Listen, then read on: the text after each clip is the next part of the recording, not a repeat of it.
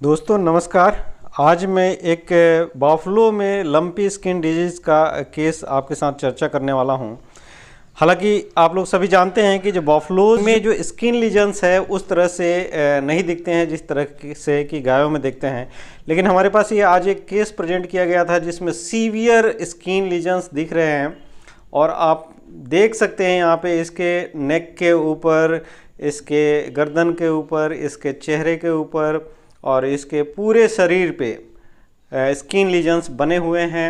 ऐसे लग रहा है जैसे क्रेटर बना हुआ है, गड्ढे बने हुए हैं। हालांकि बफलो का जो स्किन होता है वो थिक होता है, तो इसमें उभरे हुए लीजन कम दिखते हैं, बट इस तरह के क्रेटर जैसे बने हुए, जैसे पंच किया हुआ हो, लीजन्स आपको देखने को मिलेंगे। तो इतना ज़्यादा स्किन लीजन यानी इतनी सीवियरिटी के साथ जो स्किन लीजन आता है वो आपको बफलो में रेयर देखने को मिलेगा, जैसा कि आप यहाँ पे इस केस में देख रहे हैं।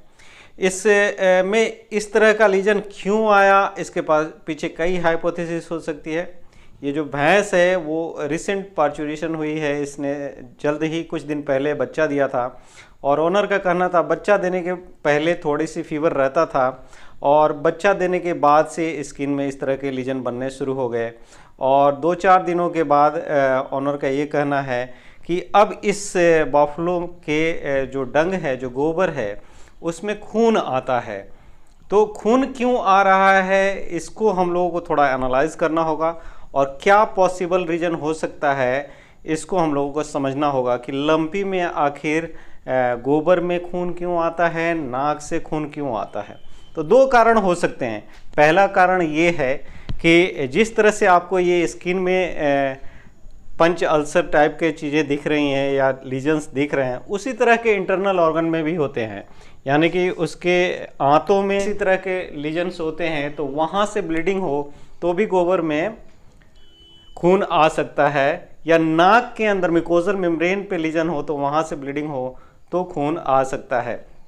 एक और रीजन है, जब इंटरनल ऑर्गन में लीजन बनते हैं तो वहाँ से सेकेंडरी बैक्टीरियल इन्फेक्शन हो जाता है और सेप्टिसीमिया का कंडीशन आता है। जब सेप्टिसीमिया का कंडीशन आता है तो उसमें आपको डीआईसी मिलता है, यानी कि डिसेमिनेटेड इंट्रावास्कुलर कोआगुलोपैथी होती है, जिसके चलते जो प्लेटलेट होते हैं या क्लॉटिंग फैक्टर्स जो होते हैं वो कंज्यूम हो जाते हैं। तो इसको कंफर्म करने का 2 तरीका है। आपको म्यूकस मेम्ब्रेन चेक करना होता है और म्यूकस मेम्ब्रेन के ऊपर अगर पेटेकल हेमरेजेज या पिन पॉइंट हेमरेजेज आपको मिल रहे हैं तो आपको मान लेना चाहिए कि यहाँ पे डीआईसी चल रहा है। लेकिन इस बहस को जब हमने चेक किया तो म्यूकस मेम्ब्रेन पे कोई पेटेकल हेमरेजेज नहीं थे। तो जब नहीं थे तो हमारे पास क्या दूसरा आइडिया है, या तो आप क्लॉटिंग उसका देख लीजिए कि कितना क्लॉटिंग टाइम है, या आप उसका सीवीसी कर लीजिए। तो सीवीसी से दोनों आइडिया आ जाता है। फिर हमने उसका सीवीसी किया भैंस का। यहाँ आप देख सकते हैं कि जो भैंस का टोटल लिकोसाइड काउंट है वो नॉर्मल रेंज में है, यानी 8000 के आसपास है।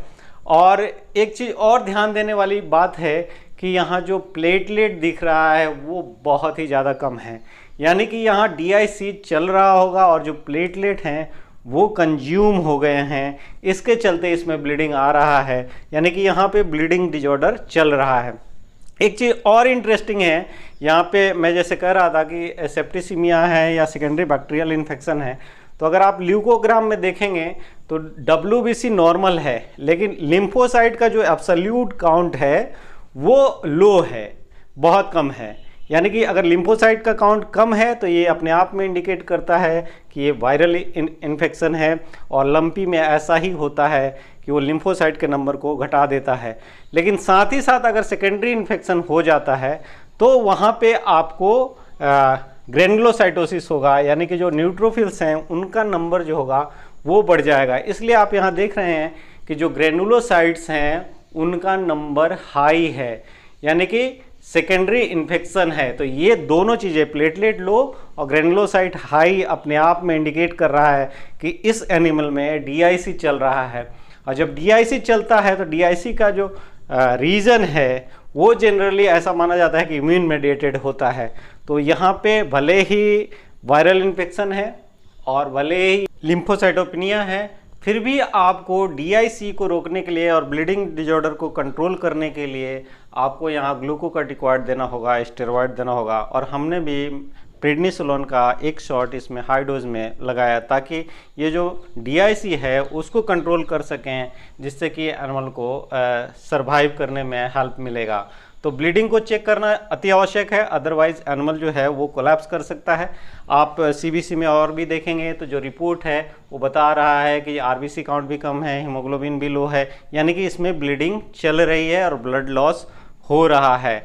तो इस तरह के अगर आपको फील्ड में केस मिलते हैं तो आपको अप्रोच थोड़ा डिफरेंट लेना पड़ेगा। और डिफरेंट सिम्टम्स के साथ बफलो और कैटल में किस तरह से इलाज करना है, इसके लिए हमने पहले भी आप लोगों के लिए वीडियो बनाया है।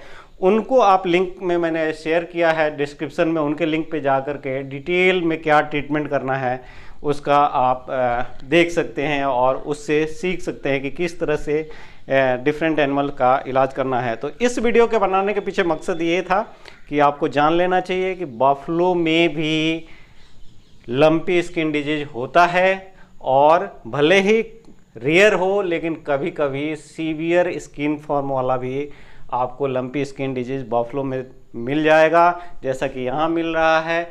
ज़्यादातर केसेस में, इससे पहले भी मैंने वीडियो बनाया है, जो इस फॉर्म मिलता है वो एडिमेटस फॉर्म मिलता है और फीवर रहता है। उसको कैसे मैनेज करना है मैंने अपने पहले वाले वीडियो में बनाया है। तो मेरे साथ बने रहने के लिए बहुत बहुत धन्यवाद। मेरे चैनल को अभी तक सब्सक्राइब नहीं किया है तो प्लीज़ सब्सक्राइब करें और अपने दोस्तों के साथ शेयर करें। धन्यवाद, नमस्कार।